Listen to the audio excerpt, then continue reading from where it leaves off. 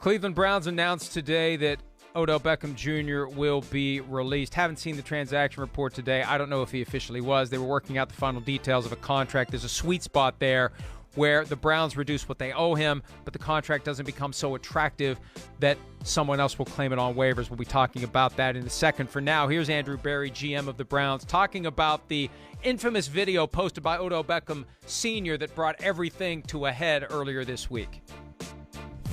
To be honest, Scott, I don't know that this really isn't about a video.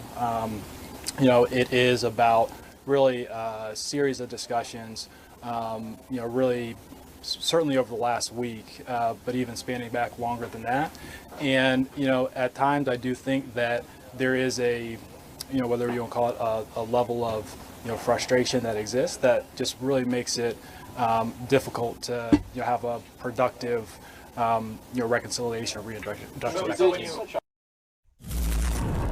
Yeah, look, I think now that we know the rest of the story, and Mary Kay Cabot had some of the details earlier today, this has been lingering. This has been building. Odell Beckham Jr. has to be traded in the offseason. He has to be traded most recently after the Steelers game.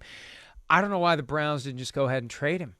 I understand you're going to have to pay some of the salary. You're going to have to do it anyway now that you're cutting him. You're going to have to, you at least get a draft pick in response. Surely someone out there would have traded for him. The Saints were interested. I don't know why they just didn't declare the market open for Odell Beckham Jr. I wonder how many teams even were aware they had a shot at getting him. You stoke the market, you build it. I think they preferred to keep everything under wraps. It's kind of the Aaron Rodgers stuff. We'd rather not everyone know what's going on because it potentially disrupts team chemistry, Myles.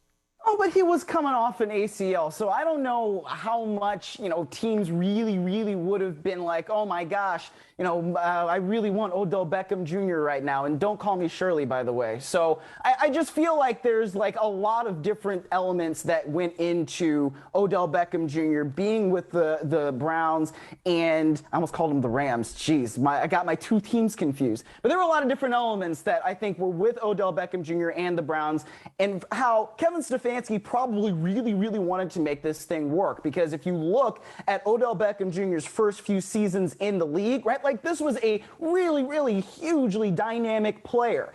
And that's something that the Browns offense definitely could have used. And I know I said it over the course of the offseason when you were talking about, hey, maybe the Browns should trade Odell Beckham Jr. I said, no. Let's see how he comes back off the ACL. Let's see how he works when Baker Mayfield really knows the offensive system here in 2021.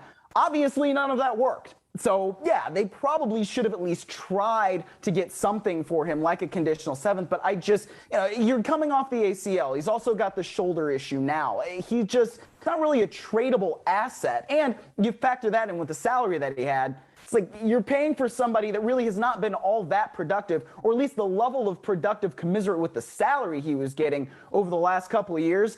I don't know how much that the Browns even could have gotten for him in the first place.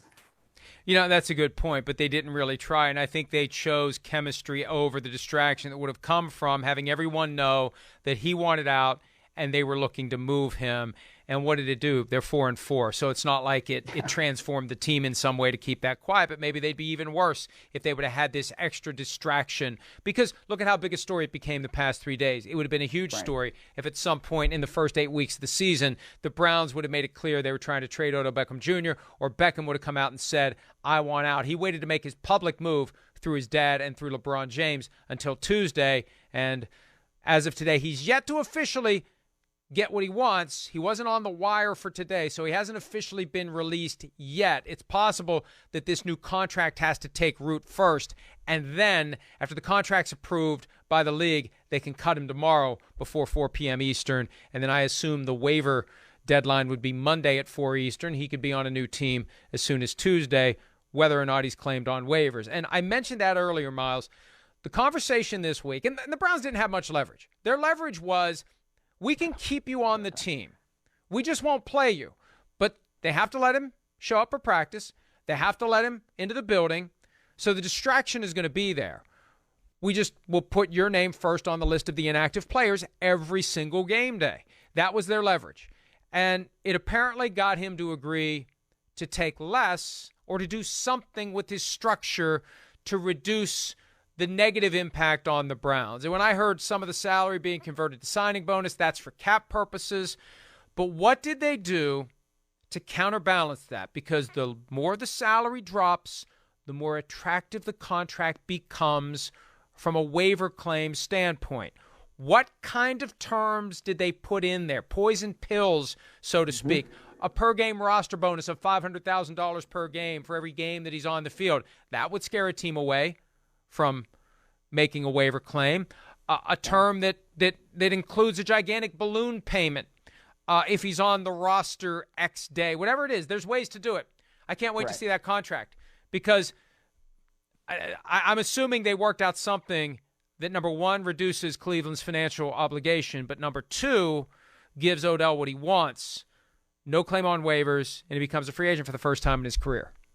Right. I mean, Andrew Berry is a smart guy, another fellow Ivy League graduate, so, and as is, Kevin Stefanski. So I feel like there's some smart guys in that Browns front office. They can figure out the type of poison pill that they need to put in that contract so that he doesn't get claimed on waivers. But, I mean, listen, if there's a team that's like, say you're Detroit, right, and you're 0-7, 0-8, whatever they are right now, and they want to win. They just want to get a win in some way. And they look at that contract and they say, oh, well, we got enough cap room anyway. Like, let's just eat it. Let's just see. Why not? Nothing else we've done has worked so far. How angry would you be if you're Odell Beckham Jr. and you just got out of the Browns and now you're going up 80 to Detroit? Man, that's not probably going to be a fun trip for you.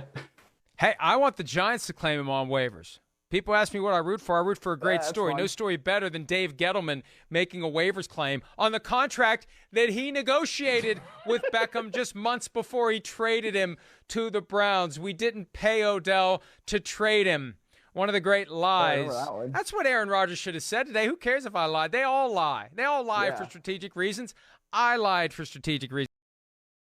Hi, I'm Mike Tirico, and thanks for watching. Make sure to hit subscribe for the latest news and highlights from NBC Sports.